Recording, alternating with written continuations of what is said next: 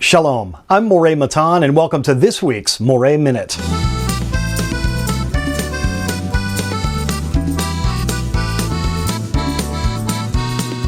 This week our Torah portion is called Shemot, which in Hebrew means names. It is the first Torah portion in the book of Exodus, which in Hebrew Bibles is also called Shemot. There's a few things that I'd love to bring up for you in this week's teaching, and the first is this. Rashi tells us of three advisors that Pharaoh had. You see, in the beginning of the book of Exodus, it says that the Jews were becoming so numerous that there was talk of needing to do something about that, needing to persecute them in some way, because they were having children so quickly. In fact, it wasn't uncommon in those days for Jewish mothers to give birth to sextuplets. And so they were sort of beginning to outnumber the Egyptians. They were worried that the Jewish people would take over the country. However, our sages tell us that this is just absurd because after all, because of what Joseph had done to save Egypt and the nations around her from starvation and famine, Egypt gave them the choicest land, the part of Egypt known as Goshen. And so because of that, the Jewish people were very grateful and had no desire to take over the country of Egypt. But these three advisors sort of had Pharaoh's ear, and there's a difference of opinion on whether, when it says the Pharaoh arose that didn't know Joseph, there's a debate among the sages that says this is either a brand new Pharaoh that didn't know Joseph, or rather, it is the same Pharaoh, but he acted as if he never knew Joseph. Either one is negative because the attitude towards the Jewish people began to shift. Now, these three advisors, the sages tell us, are none other than Balaam, a man named Jethro, who later becomes known as Jethro, yes, that Jethro, and Job.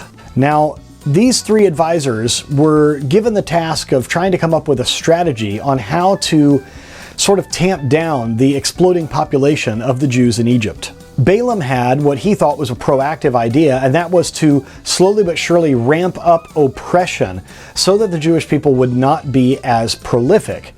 Now, the man who later became known as Jethro in English, he disagreed with this plan. And Job, well, he didn't want to take sides. He was undecided. Well, Pharaoh ends up going with Balaam's plan, with Balaam's strategy of oppressing the Jewish people as a way of discouraging them from procreating. Now, Rashi tells us that because Jethro is sort of on the outs with Pharaoh at this point, he leaves and settles in Midian.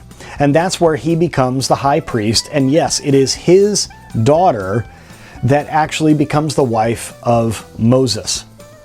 So this strategy to oppress the Jewish people started out in a kind of innocuous way. It sort of seemed innocent to begin with.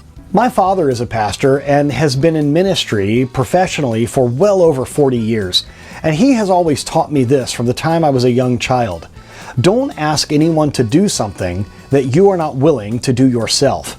And that's how Pharaoh fooled the Jewish people into entering into this slavery mindset.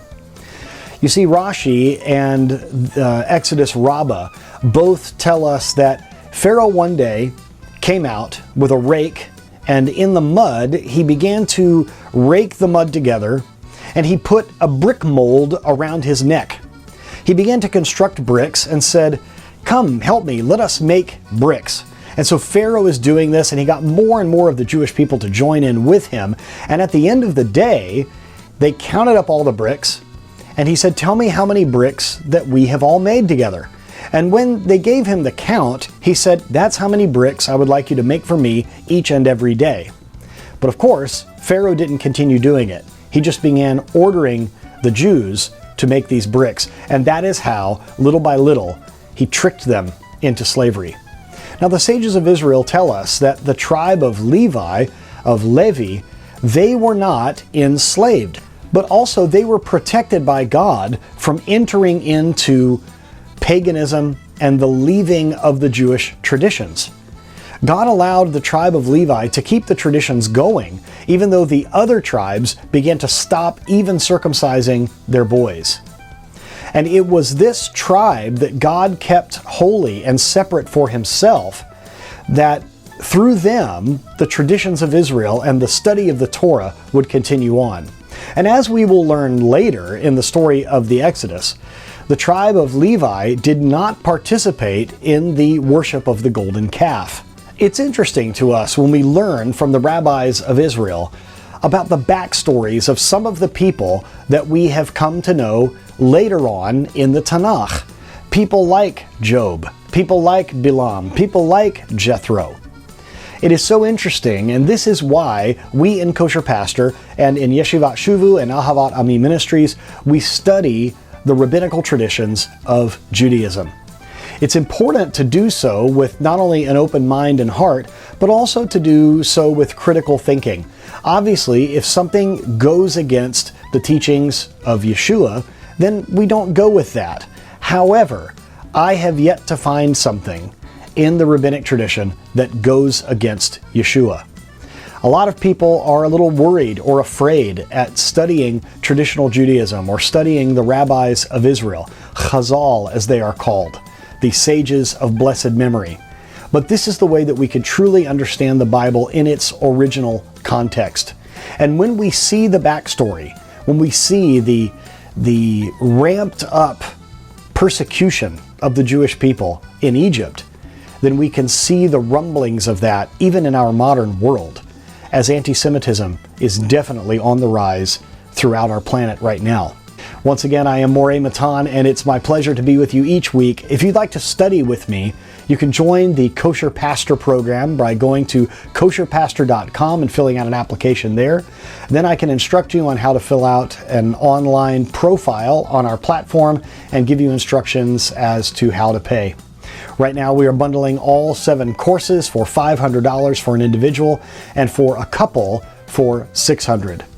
Also, if you are African or of African descent, including my beloved African American friends, you can go to af.shuvu.tv and join the URI program specifically designed for people in Africa or of African descent. And we still have a number of our 300 scholarships available if you'd like to study with us. Thank you, shalom, and all the best to you and your family.